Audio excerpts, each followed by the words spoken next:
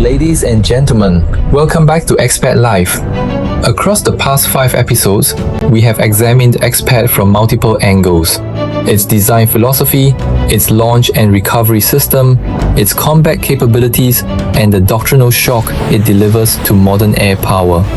But to truly understand XPAD, we must return to its origin. XPAD was not born in a laboratory. XPAD was not designed by people who study war only on paper. XPAD was shaped by battlefield reality. The people behind XPAD are not theorists. They are officers with real combat deployments. They have served in Afghanistan, the Pacific Theater, and the Arabian Gulf. They have seen aircraft destroyed on the ground. They have seen fortified bases turned into targets within minutes by long-range missiles and low-cost drones. From those experiences, one core realization emerged. The threats facing our nation never sleep. They observe continuously. They analyze every movement. They search relentlessly for weaknesses in how air power is deployed.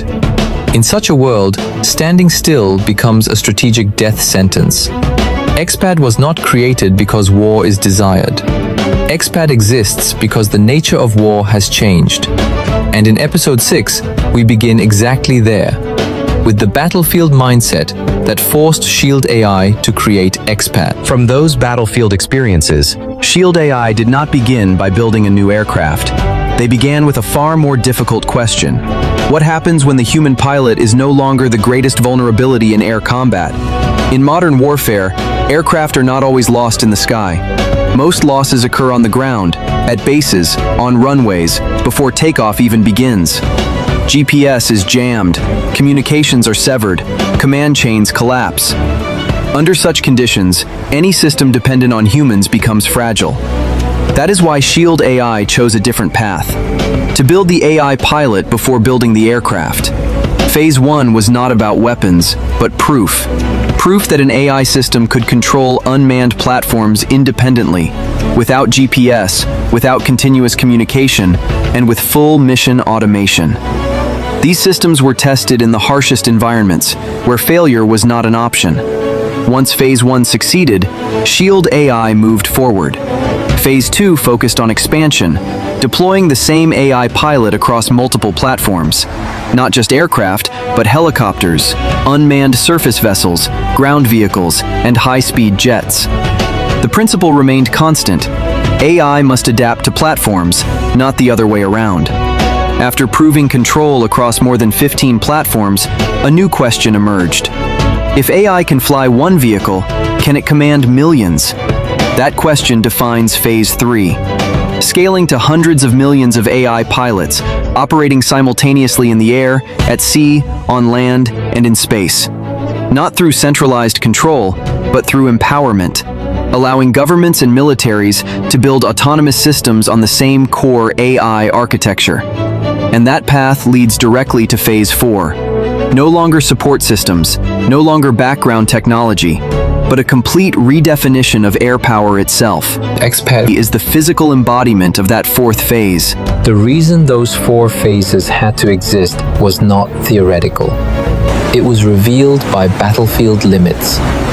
In Ukraine, when GPS was fully denied and communications collapsed, every doctrine built on remote control failed. In the Middle East, when reaction time was measured in seconds, human decision-making was no longer fast enough. And in high-intensity theaters, the cost of a pilot was no longer training or equipment, but political risk and escalation. Those constraints forced AI to evolve in clear stages. The first stage was not about superiority, but about maintaining combat capability when everything else breaks. The second stage was not about scale, but about transferring that capability across every combat platform. Once that succeeded, the question was no longer, can AI operate, but can AI be deployed strategically?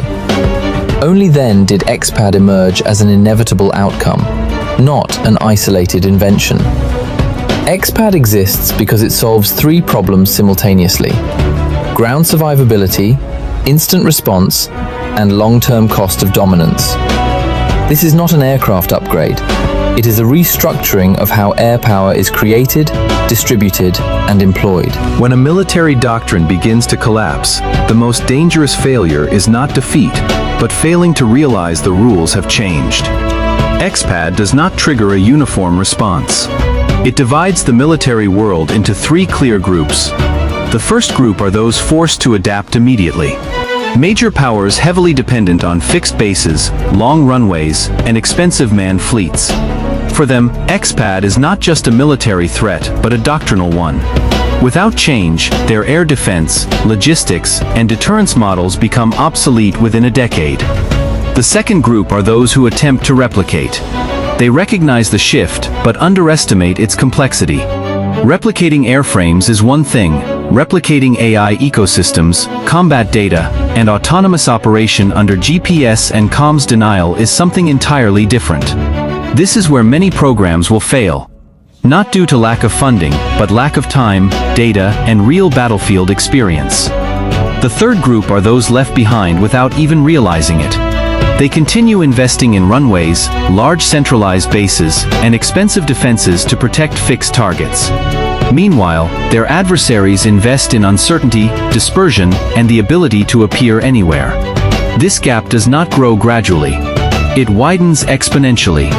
And in military history, gaps of this kind are rarely closed with money alone. Ladies and gentlemen, episode 6 of XPAD Live comes to a close here. What we have just witnessed makes one thing clear. XPAD is no longer a concept on paper, nor is it merely a technology demonstration. XPAD emerged from a very real event in Washington, D.C., presented by individuals who have stood on real battlefields and understand what war truly costs. From Brandon Sanders' speech to real-world operations in Israel and Ukraine, from counterterrorism and anti-narcotics missions to AI-controlled F-16 air combat trials, everything points to one central message. XPAD was not created to seek war. XPAD was created to make war unnecessary. By eliminating runways, eliminating fixed bases, and removing human pilots from frontline cockpits, XPAD is changing how air power is deployed in reality, not just in theory. And because of that, XPAD does not affect the United States alone. It sends a clear signal to the entire world. From this moment forward, doctrines built on massive air bases, fixed runways, and deterrence through human casualties are entering a phase of serious challenge. But the most important question has not yet been answered in this episode. That question is, now that XPAD exists, how will the world respond? Which nations will be forced to follow this model? Which have the capacity to replicate it? And which will be left behind because they remain bound to outdated doctrines? That is exactly where we are heading in episode 7 of XPAD Live. In the next episode, we will step away from the Washington stage and examine the global balance of power, where XPAD begins to trigger real strategic reactions. If you found this analysis valuable, please like, subscribe, and enable notifications so you don't miss the next episodes. I'm Hai. Thank you sincerely for staying with us until the very end. I look forward to seeing you in episode 7, XPAD Live.